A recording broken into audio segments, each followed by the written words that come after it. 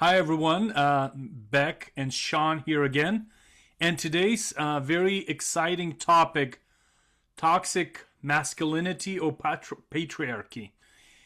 And how do we deal with it in the modern times as men, and how it's affecting our relationship with women? So, Sean, what do you think about toxic masculinity? It's been a big thing nowadays, and a lot of people are talking about it. Yeah, I'm excited to talk about this topic here today with you, Beck. I think it has a lot of value, especially in today's day and age in our society. And I think the men out there listening are going to get a lot out of this conversation. So, how, Beck, do we end toxic masculinity? Do we fight it? Do we smash it? Do we argue with it forever? Or do we simply stop feeding it?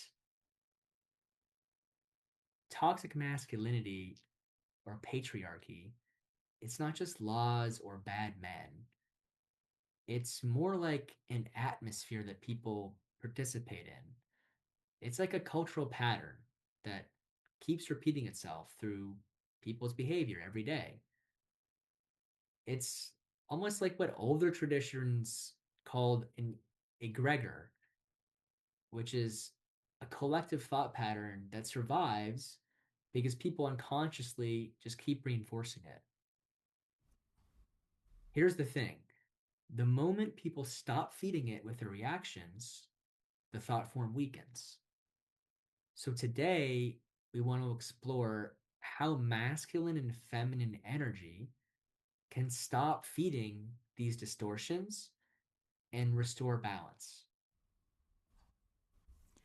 Yeah, that's an interesting topic, right? So, most people think misogyny means hatred, but quite often it looks like a social correction. It's very subtle. Let's look at the examples. A woman speaks assertively at work, and she's considered to be difficult.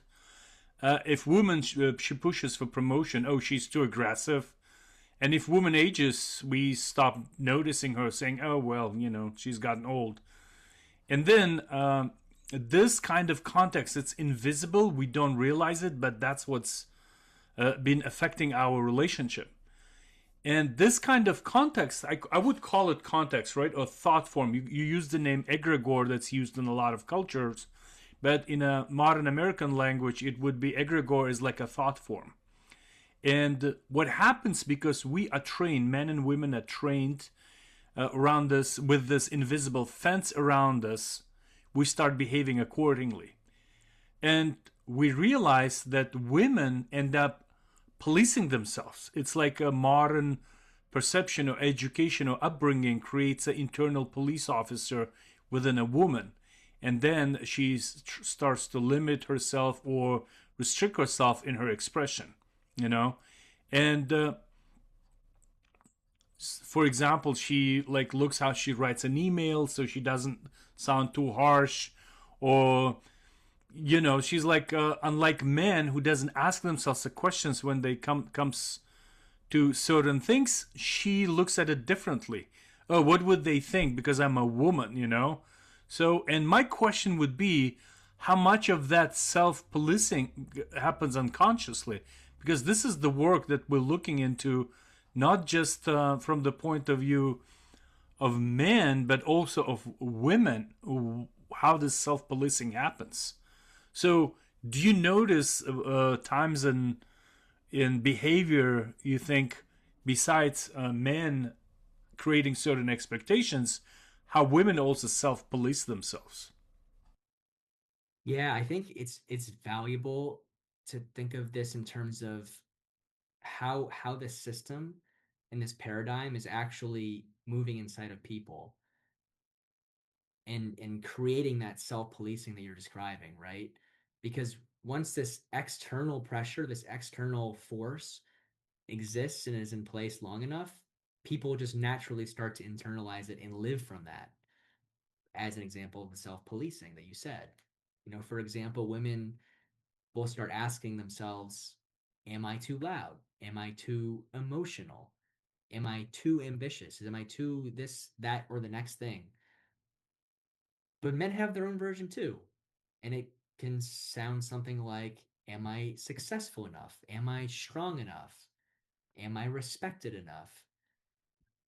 Both men and women are constantly evaluating themselves against invisible standards that are set by these egregors. And just as an example, you could have a man who is working like 70 hours a week. And it's not because he loves the work he's doing, but it's because he's afraid to lose his status that he's gained.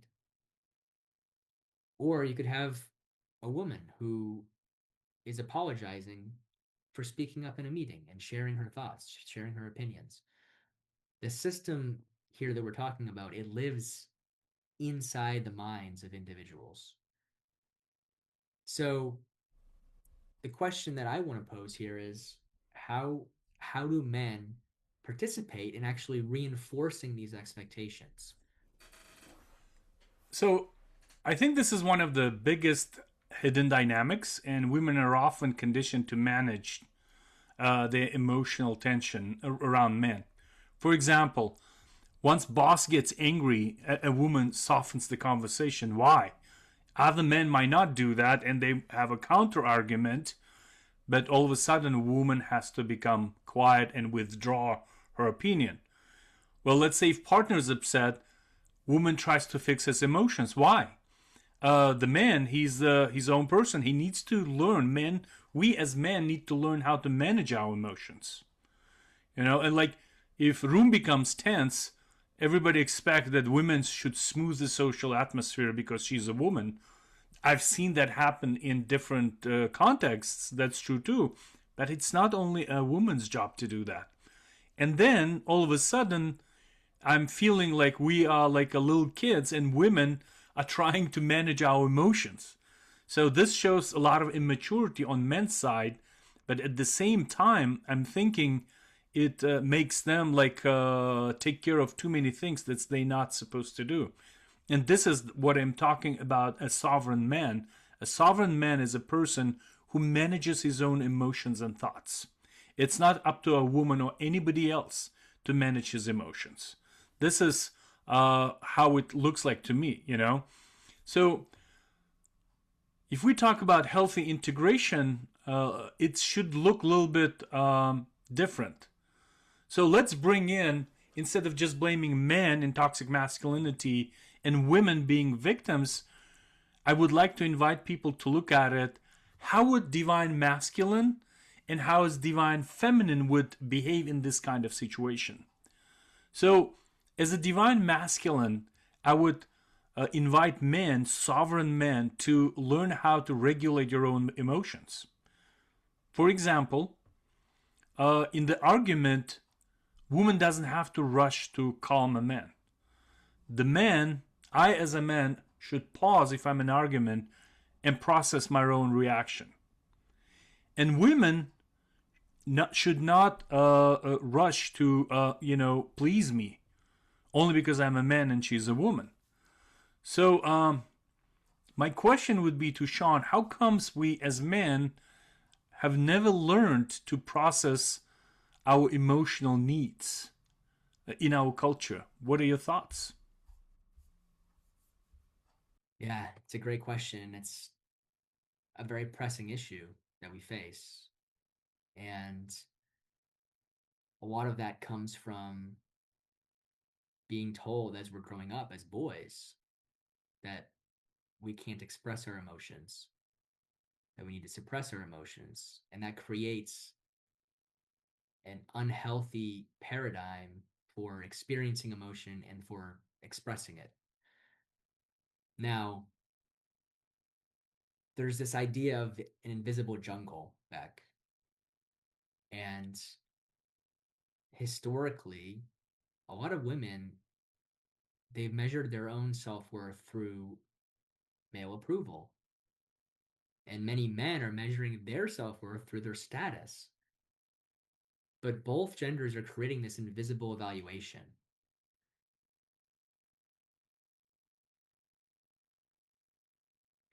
So, just as an example, a woman can achieve something big, but she can't give that approval and validation and worth to herself.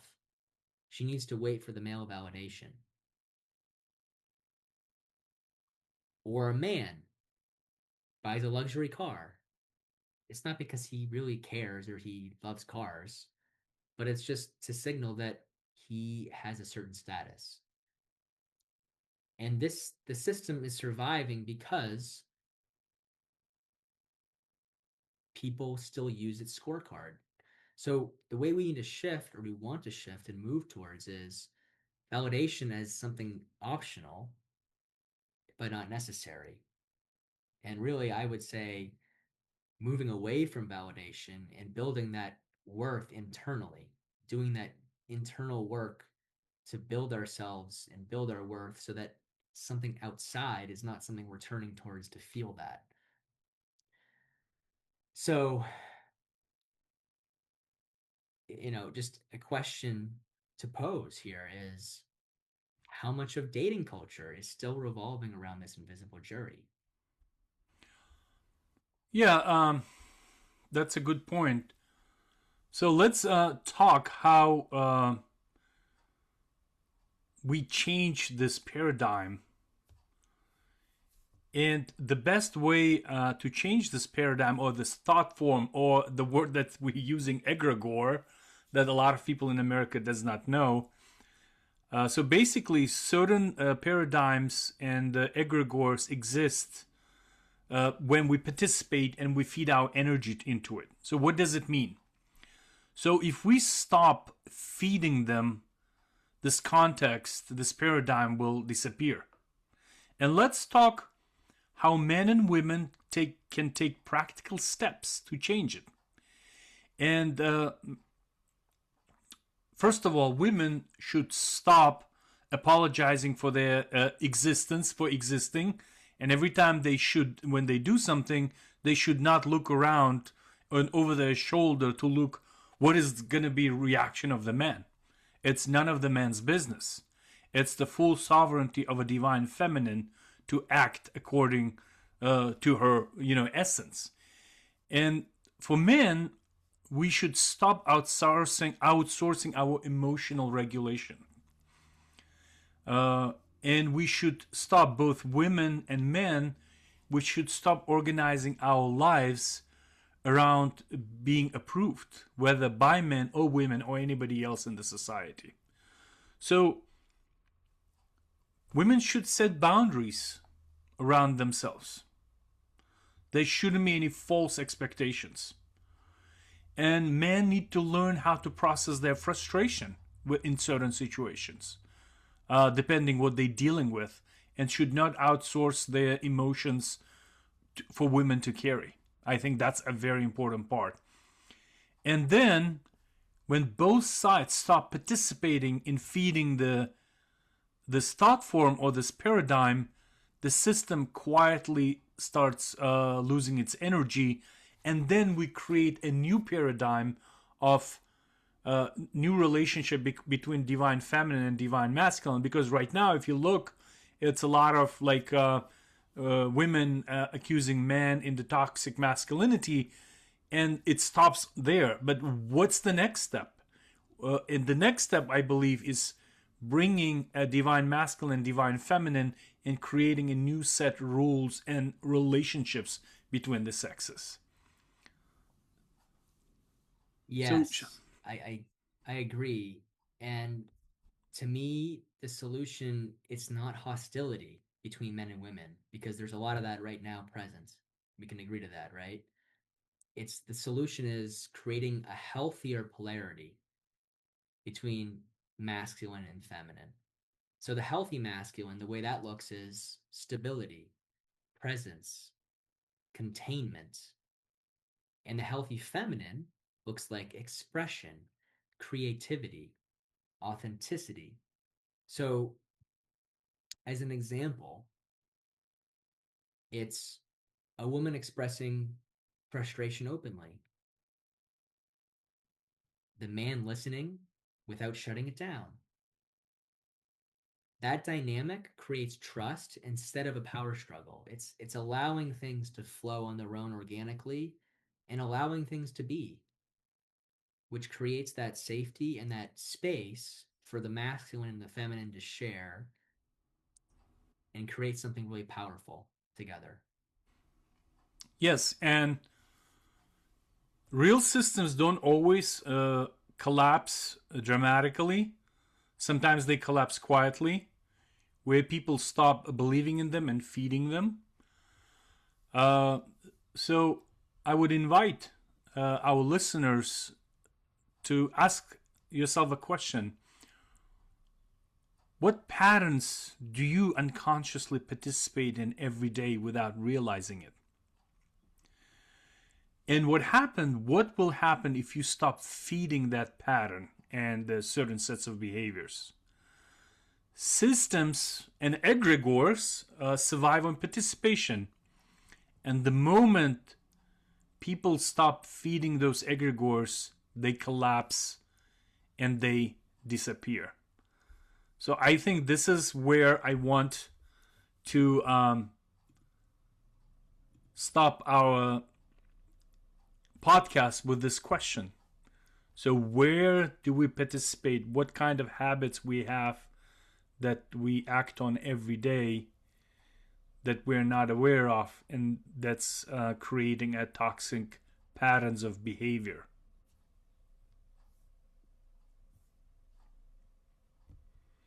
All right, I think we did enough for today. We want to make sure we keep respect our listeners' time, not to create very long podcasting conversations, and just ask very on point questions about the challenges men and women face every day.